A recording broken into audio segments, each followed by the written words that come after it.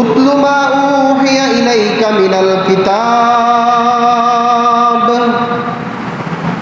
ওয়া আকিমিস সালাহ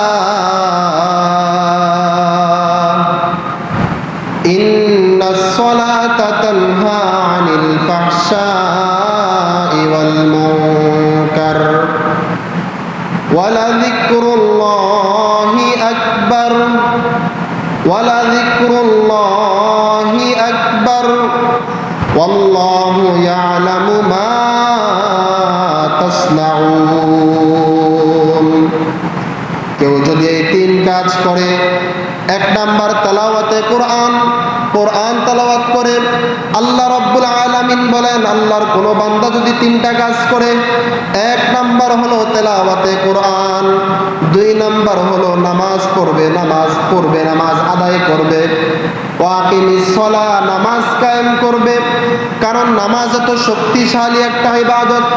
আল্লাহ রাব্বুল আলামিন বলেন ইন্নাস সালাতা তানহা আনিল ফাহশাই ওয়াল মুনকার, যে নামাজ আল্লাহ পাক রব্বুল আলামিন বলেন নিশ্চয় নামাজ মানুষকে গুনাহের কাছ থেকে বাঁচায় রাখে।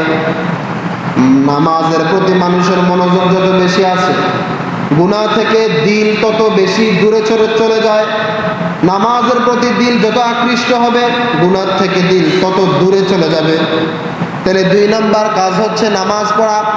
তিন নাম্বার ওয়ালাযিকরুল্লাহি আকবার, বেশি বেশি জিকির করা।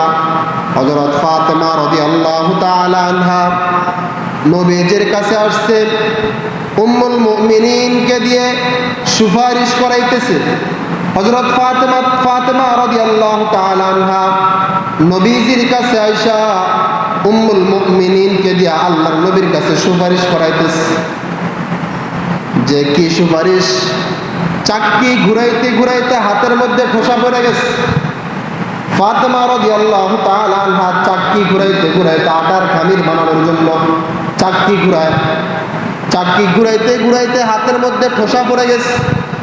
নবীজি, আপনার কাছে তো গনিমতের কিছু মাল আসছে এবং আপনার কাছে গনিমতের কিছু মাল আছে, দাস দাসীও আসছে, রাহমাতুল লিল আলামিন। আপনি আপনার কন্যা ফাতেমাকে একটা দাসী বন্টন করে দেন। সুপারিশ করতেছে উম্মুল মুমিনিন ফাতেমা রাদিয়াল্লাহু তাআলা আনহা, নবীজির কন্যা। মানুষের সাথে লাইনে দাঁড়ায় গেছে। আল্লাহর নবী সাল্লাল্লাহু আলাইহি ওয়াসাল্লাম সব দাস দাসী এবং গনিমতের মালগুলো বন্টন করে শেষ করে ফেললেন। হযরত ফাতেমা রাদিয়াল্লাহু তাআলা আনহাকে ডাক দিয়া বলতেছেন, মা ফাতেমা, সমস্ত দাস দাসী বন্টন করে দিয়েছি, তোমার জন্য রাখি নাই। তোমার জন্য দাস দাসী রাখি নাই, তবে তোমার জন্য খুবই গুরুত্বপূর্ণ একটা জিনিস আমি রেখেছি। তোমার জন্য এই দাস দাসীর থেকেও সবচাইতে গুরুত্বপূর্ণ একটা জিনিস আমি তোমার জন্য রেখেছি।